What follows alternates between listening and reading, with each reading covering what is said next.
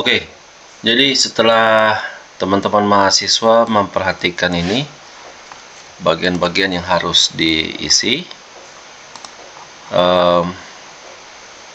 maka seperti ini langkah kedua yang harus dilakukan. Nah, kalau ini petunjuknya, sekali lagi ini petunjuknya, dan ini langkah kedua. Langkah pertama yang mana, Pak? Pertanyaan, kalau itu memang sempat ditanyakan. Nah, langkah pertama, teman-teman menghitung secara manual. Jadi nanti gabung satu-satu, dicek satu-satu kuesioner yang sudah terkumpul berapa orang. Yang penting satu mahasiswa itu totalnya itu sudah termasuk mahasiswa di semester 1. Jadi totalnya ada 10 responden. Jadi nanti dihitung aja jumlah keseluruhan jawaban. Misalnya dari 10 mahasiswa yang menjawab untuk nomor 1 di sini, yang jawab ya itu ada berapa orang, yang jawab tidak itu berapa orang. Ini cakaran, hitungan cakarannya. Nanti hitungan cakaran itu disimpan, kemudian nanti akan dikelola, ditempatkan lagi pada bagian kedua, lembar kerja kedua. Nah, patokannya yang ini.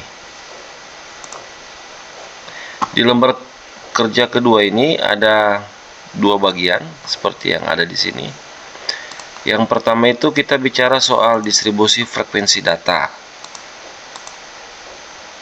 Khusus distribusi frekuensi data untuk karakteristik data survei.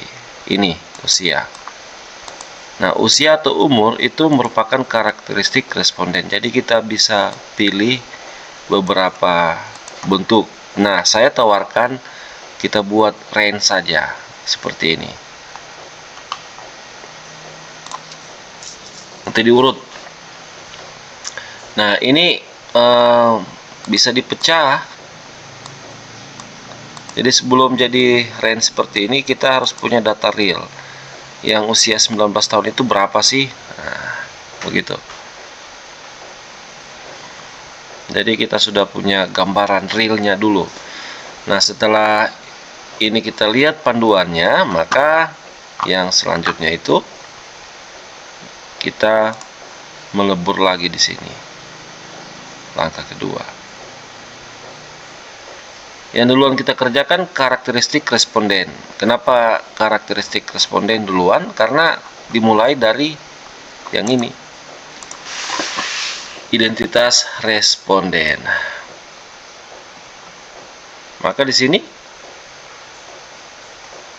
kita mulai dari karakteristik responden.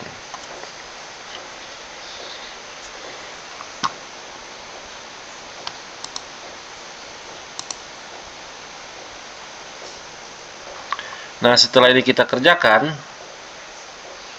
nanti yang berikutnya baru kita masuk pada karakteristik masalah menurut durasi kejadian untuk gambaran distribusi frekuensi data survei, hasil pengisian angket atau survei. Nah, di sini perlu teman-teman mahasiswa tahu, ini menarik ya. Jadi di sini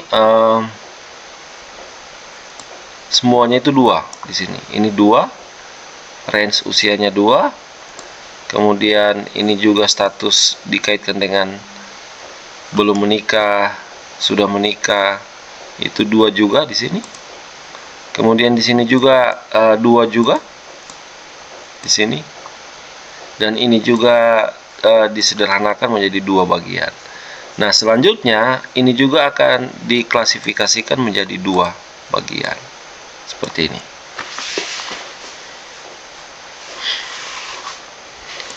Sekali lagi, ini ada data realnya di sini. Ada data realnya. Jadi kita hitung data realnya di sini. Nah, untuk memproses data real, saya lupa. Jadi di sini kita buat lagi ya, saya lupa.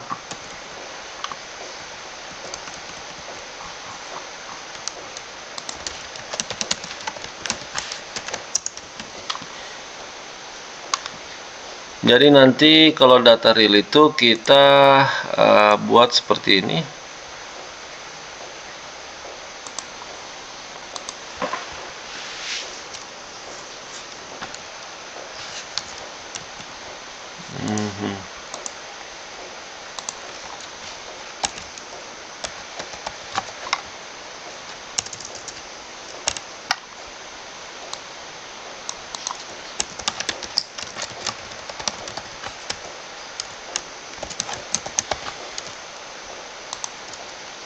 Kita akan buat seperti ini untuk pengolahan data realnya.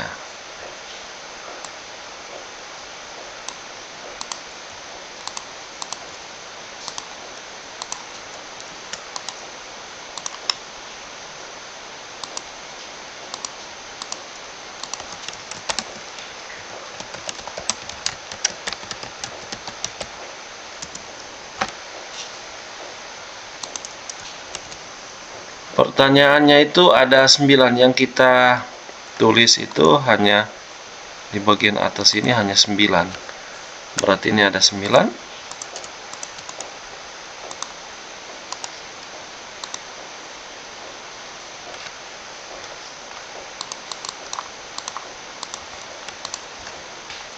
Nah, misalnya itu di sini misalnya saya akan menggunakan inisial saya untuk responden, misalnya seperti ini. Artinya ini responden dari saya ini untuk responden pertama. Jadi di sini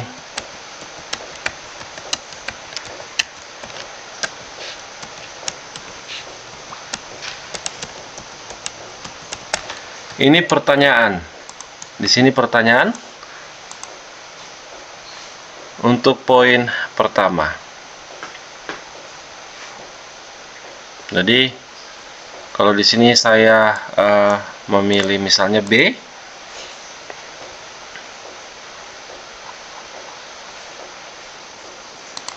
maka di sini kita tulis saja sesuai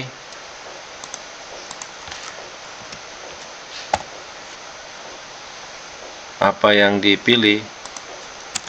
B, kemudian kalau itu lagi B, ya kita tulis saja B di sini dan seterusnya. Nanti kita akan jumlahkan totalnya di sini dan seterusnya, misalnya sampai di sini.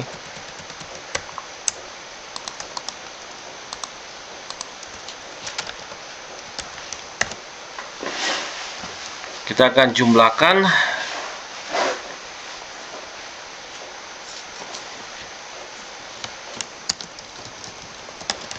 berapa keseluruhan responden yang diperoleh. Jadi teman-teman juga nanti akan numpuk di sini, bukan hanya saya misalnya. Kalau itu Julio, maka kita akan mulai dari begini, JLU 001 contoh. Artinya ini responden yang dikumpulkan oleh Julio dan juga berasal dari Julio sendiri. Begitu.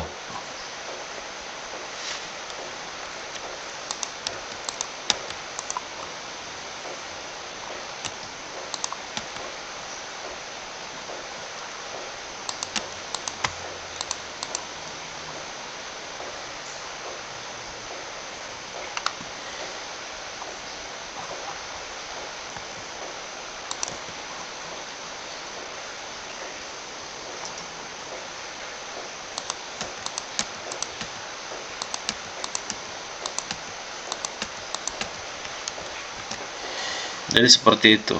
Nah, ini untuk data real. Ini sebenarnya tidak perlu lagi untuk memasukkan misalnya gambaran ini, karena nanti yang ini kita bisa copy paste saja atau tidak perlu, karena sudah ada di bagian-bagian yang terpisah nanti.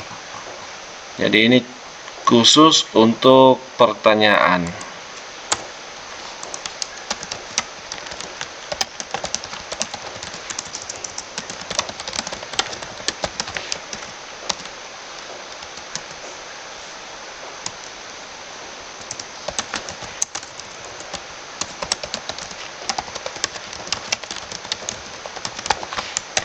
Jadi seperti ini.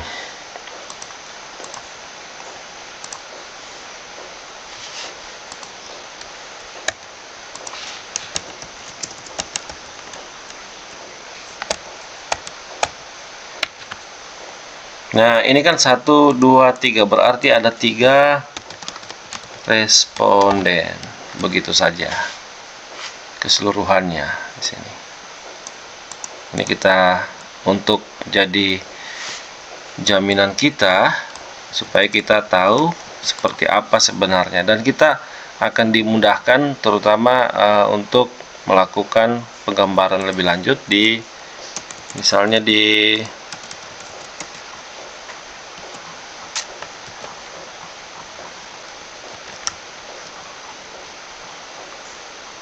untuk distribusi frekuensi data survei hasil pengisian angket atau survei berkaitan dengan karakteristik masalah dan penanganan masalah. Jadi kita akan terbantu. Ini data rekap jawabannya, dapat dikatakan begitu, rekapitulasi jawaban. Bukan yang ini ya, bukan ada hubungan dengan karakteristik responden. Ini kita secara tidak langsung ya, kita sudah menjadi bagian dari ini.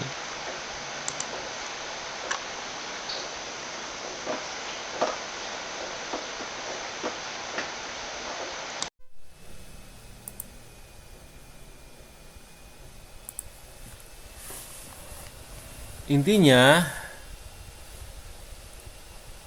jadi kenapa itu harus 2 di sini? Ini 2 juga. Kemudian yang berkaitan dengan karakteristik masalah dan penanganan masalah itu juga 2 di sini. Itu bermaksud untuk membuat kita lebih mudah. Jadi kalau semakin banyak itu akan sulit juga untuk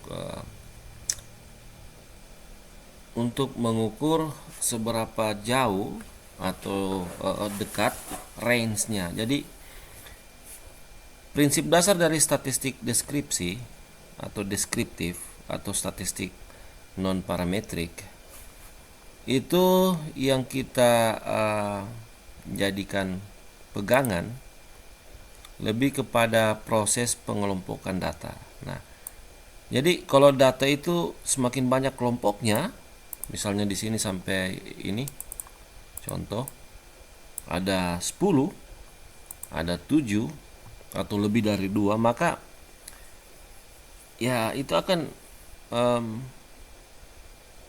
mempersulit kita untuk bisa menghasilkan gambaran analisis yang